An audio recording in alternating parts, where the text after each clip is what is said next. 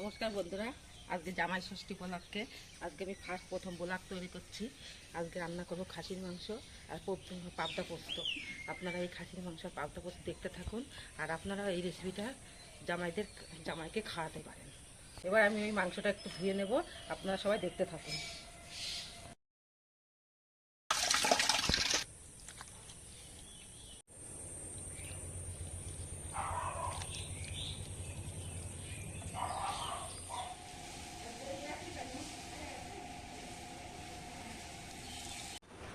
এই মাংসটা ধোয়া হয়ে গেছে। আপনারা এই রান্নার রেসিপিটা দেখতে থাকুন। আমি এখন রান্না করব। মাংসটা একটু মাখিয়ে রাখছি তেল হলুদ দিয়ে। 1 ঘন্টা পরে রান্না করব। তেল হলুদ দিয়ে মাংসটা মাখিয়ে রাখছি।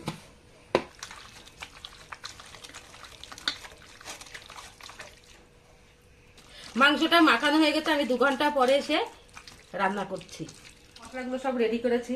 এখানে আছে কাশ্মীরি লঙ্কার গুঁড়ো, এখানে আছে জিরের গুঁড়ো, এখানে আছে ধনের গুঁড়ো, এখানে লবণ, হলুদ, টমেটো কুচি আর সব কিছু দিয়ে জিরে দিয়ে ধনে দিয়ে লঙ্কা দিয়ে একটা মিক্স করে আরেকটা মশলা করে নিয়েছি।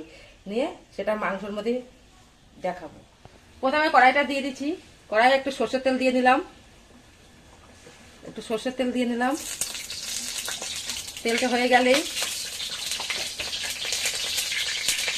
এবার জিরে দিয়ে দিলাম। একটা শুকনো লঙ্কা দিয়ে দিলাম। শুকনো লঙ্কাটা হয়ে গেছে।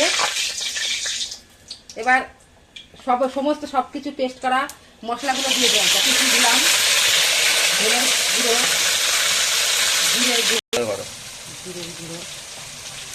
ধনের গুঁড়ো, লবণ, হলুদ, টমেটো কুচি সব দিয়ে দিলাম।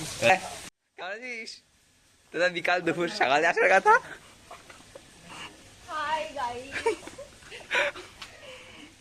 কামিং রেডি হয়ে গেছে। এবার মাংসটা প্রেসারে ছিটি দিয়ে নিয়েছি।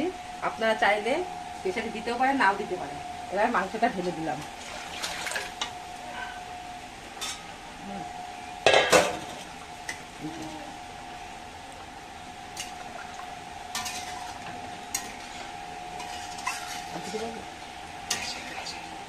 এটাকে একটু জোরে দিয়ে দিলাম।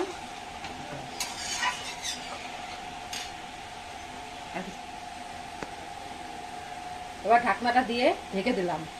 10 মিনিট পর, আধা ঘন্টা পরে গিয়ে ঢাকনাটা তুলে নেব।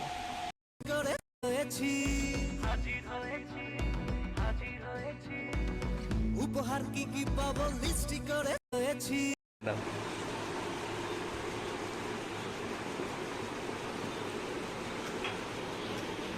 নাও, তোমরা খাওয়া শুরু করে দাও।